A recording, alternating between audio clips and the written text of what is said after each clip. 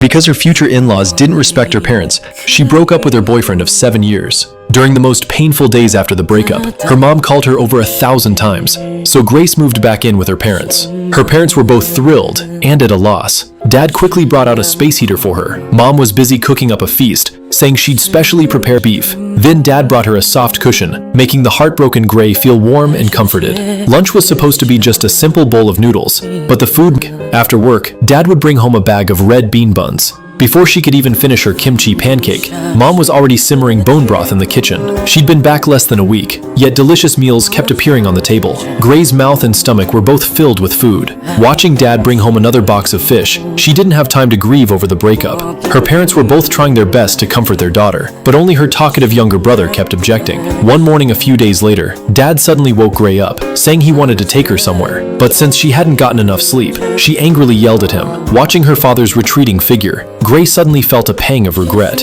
When she and her ex-boyfriend planned trips, she would get up at 4 a.m. So why was she getting angry now? She got dressed and stood up, only to find her father waiting in the living room. He knew Gray had always been strong on the outside, but soft on the inside.